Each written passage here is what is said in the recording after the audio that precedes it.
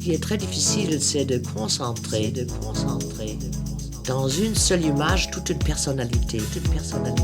C'est ça le problème du portraitiste. Les Grandes Dames de l'Art est une série de podcasts produite par AWARE, Archives of Women Artists, Research and Exhibitions, en partenariat avec l'INA, avec le soutien de la maison Veuve Clicquot et la délégation à la transmission des savoirs et à la démocratisation culturelle du ministère de la Culture.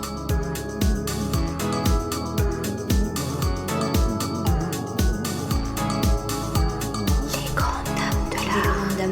Grandes Dames de l'Art. Les Grandes Dames de l'Art. Les Grandes Dames de l'Art.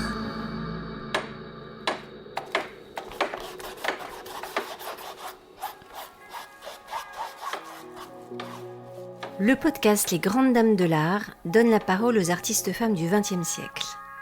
Elles parlent de leur œuvre, de leur vie, du monde qui les entoure et de leurs conquêtes. Partons à la recherche de leur présence, de leurs secrets. Retrouvons l'histoire cachée des artistes femmes à partir de leur voix. Parmi les femmes artistes à redécouvrir, Gisèle Freund est sans doute celle dont la vie est la plus romanesque.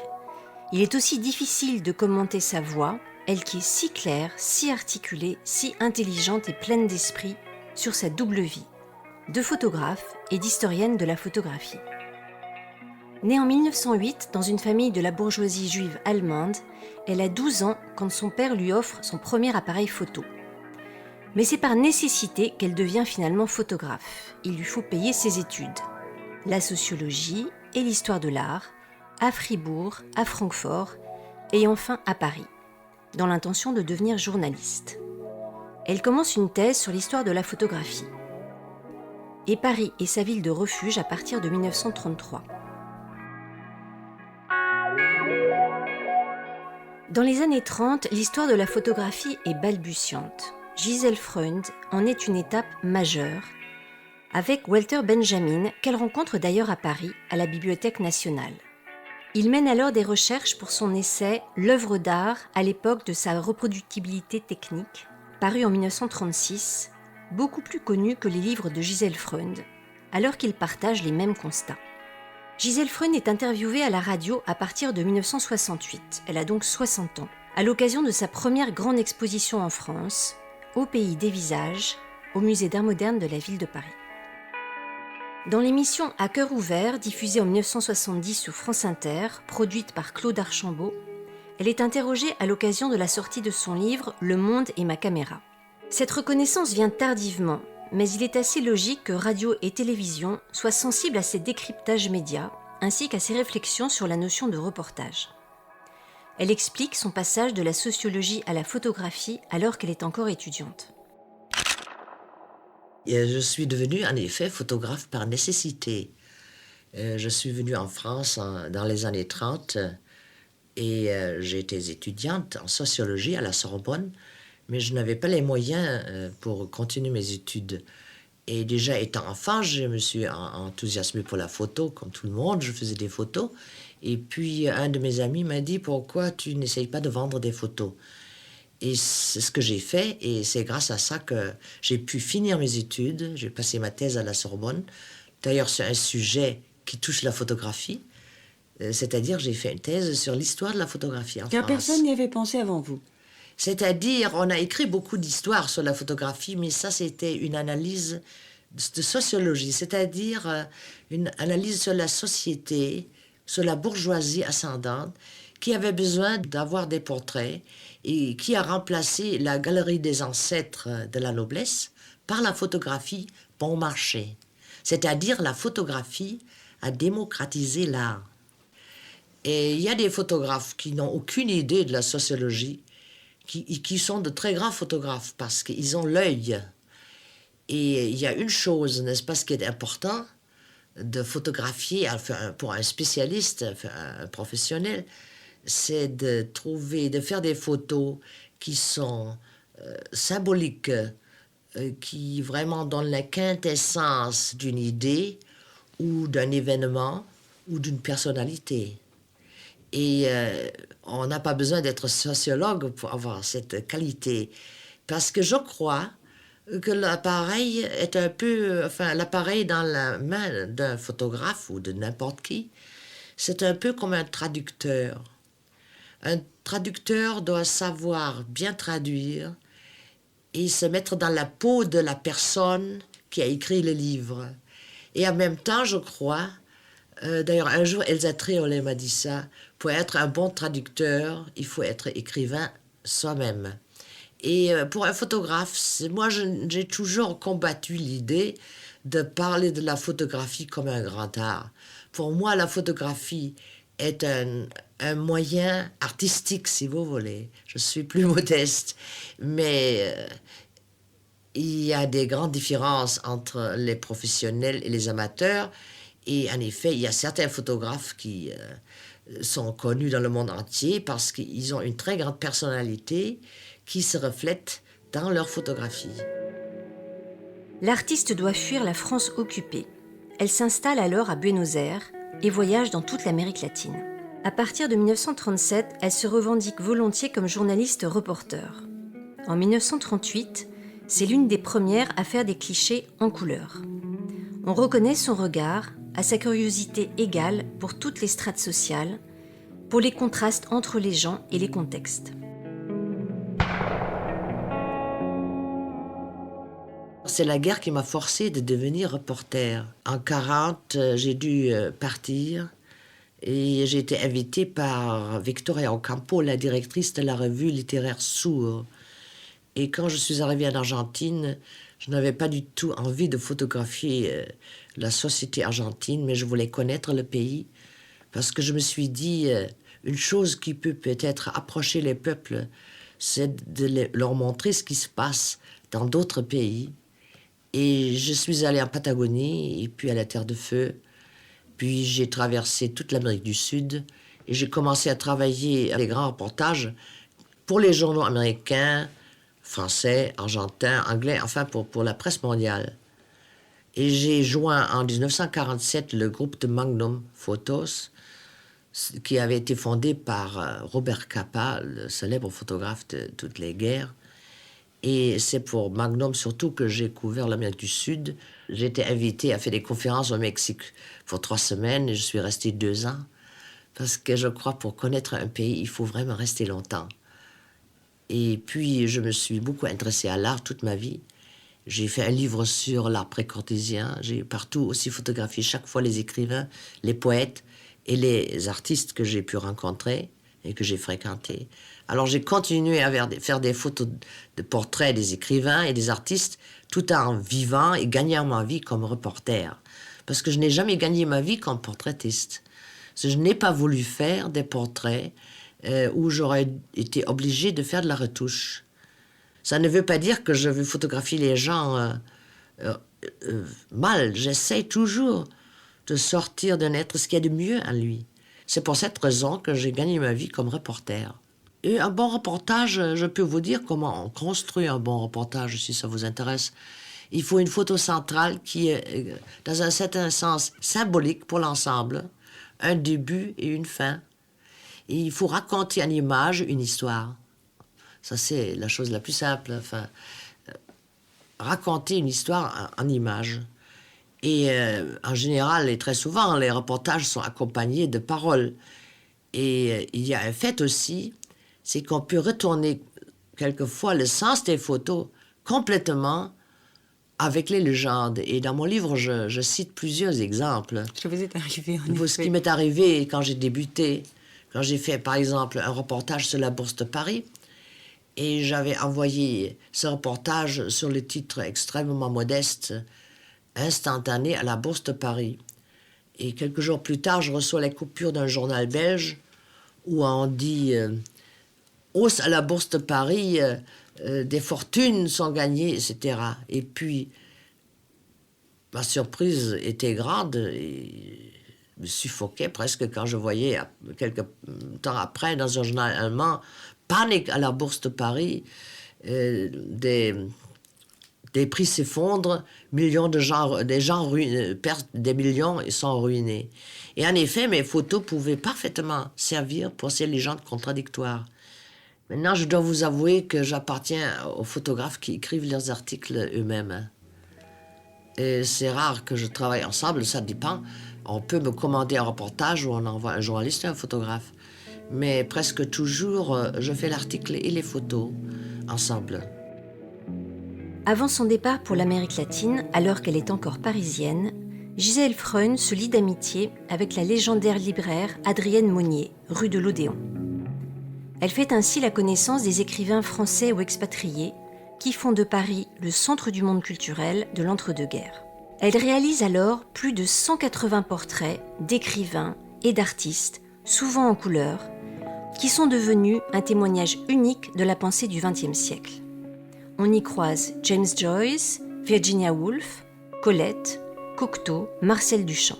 En 1981, elle fait le portrait officiel de François Mitterrand qui pose pour elle dans la bibliothèque de l'Élysée et qu'il conservera pendant ses 2 septennats.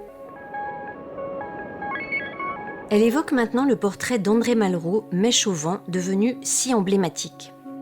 Dans ses portraits, elle veut, dit-elle, révéler l'homme à l'homme, être un langage universel, accessible à tous. Ce qui est très difficile, c'est de concentrer dans une seule image toute une personnalité. C'est ça le problème du portraitiste. C'est ce que vous avez saisi en particulier avec André Malraux, lorsque vous l'avez photographié, la mèche au vent, avec son imperméable. Oui.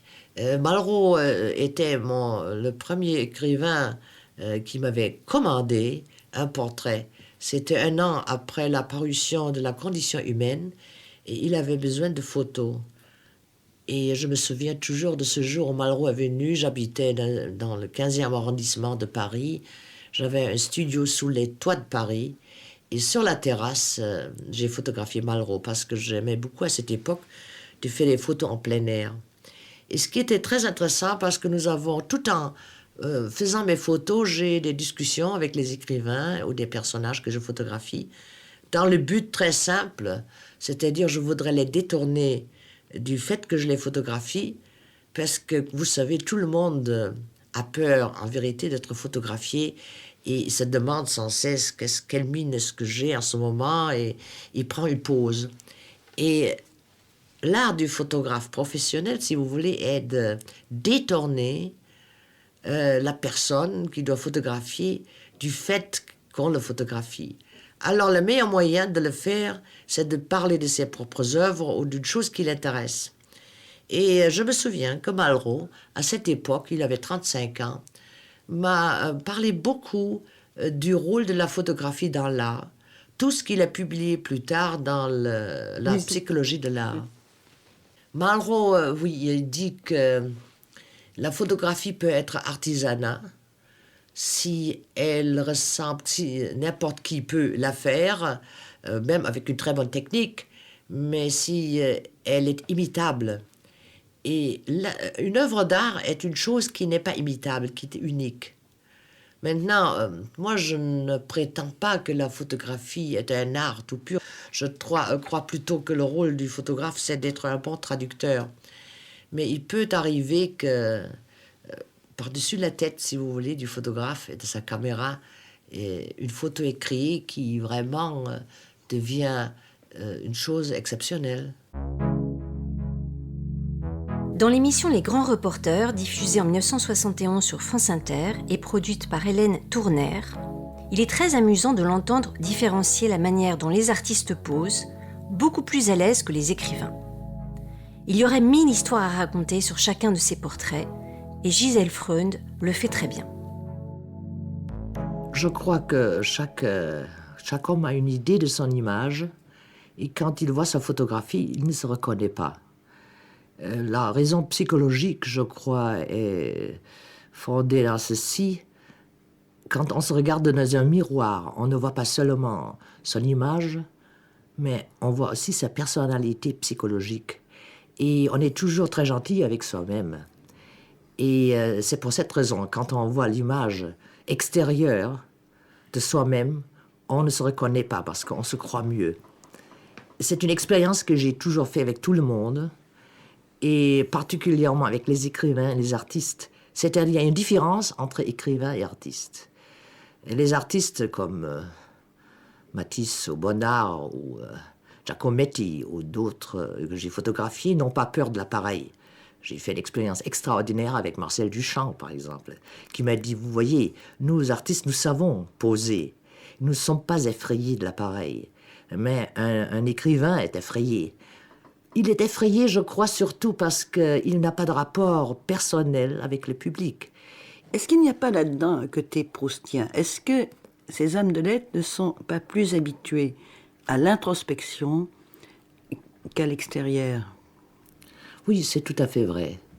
Je crois que c'est une des raisons principales. Parce qu'un écrivain, il lit à travers les lignes aussi d'un visage. Et c'est d'ailleurs ça la tâche d'un bon photographe, de lire à travers les lignes d'un visage, de voir ce qu'il y a dessous, sous cet extérieur.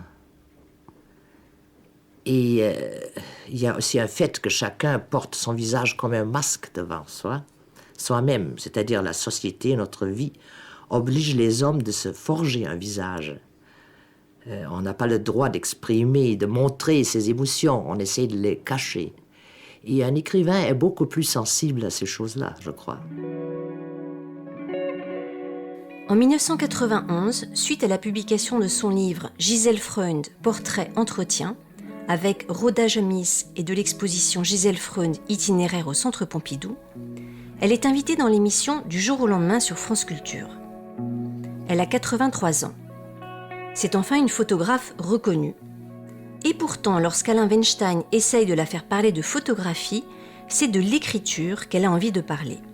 Des mots qui l'ont toujours attirée, de tous ces textes peu connus sur la photographie qu'elle a signés, qui la distinguent des autres grands photographes, textes pour lesquels malheureusement elle n'a jamais été payée.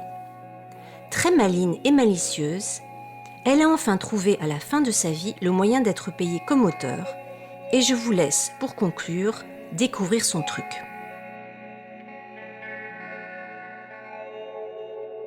Je photographie encore de temps à autre mes amis, mais je préfère écrire parce que je n'ai plus la même force que j'avais quand j'étais jeune. Et c'est pour cette raison que j'ai d'ailleurs un appareil qui pèse rien. Je crois qu'il pèse 200 grammes. Il est complètement automatique parce que moi, je trouve que c'est une idée formidable d'avoir un appareil, vous n'avez pas de soucis. Est-ce que la lumière est suffisante pour la couleur, etc. Et moi, je suis très content de ça, mais j'ai beaucoup moins d'intérêt maintenant à la photographie que j'avais quand j'ai commencé à faire de la photo. Il y a de ça 60 ans. Mais justement, après 60 ans de photographie, on doit pouvoir quand même difficilement s'arrêter. Ça ne nous arrive pas la nuit, par exemple, de rêver que vous faites telle ou telle photographie? Non, pas du tout. J'ai toujours aussi écrit et je n'ai jamais prétendu être un écrivain. Je crois que je suis une journaliste. Mais c'est quand même paradoxal de vous entendre dire « je préfère écrire ». Parce que ça signifie que vous avez plus de confiance dans les mots que dans les images? C'est-à-dire, c'est plus facile de faire des photos que d'écrire quand vous n'avez pas de langue. Je parle 4 langues, mais aucune parfaitement bien. Et j'ai vécu toute ma vie entouré de gens qui écrivaient très bien, et même tellement bien qu'ils écrivaient une phrase par jour. Je pense à Gide, par exemple, ou à d'autres gens que j'ai connus dès ma jeunesse, comme les surréalistes, et toujours, parce que le mot écrit m'a toujours attiré.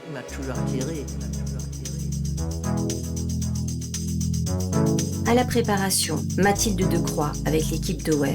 À la réalisation, Élodie Royer. Musique originale, Julienne Ogil.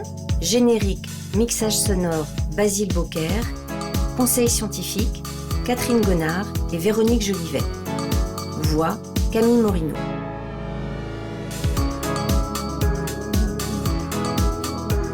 Si vous avez apprécié ce podcast, vous pouvez le commenter et vous abonner sur Apple Podcasts, Spotify ou sur les autres plateformes de streaming. Pour en savoir plus, rendez-vous sur le site de Ware et ses réseaux sociaux.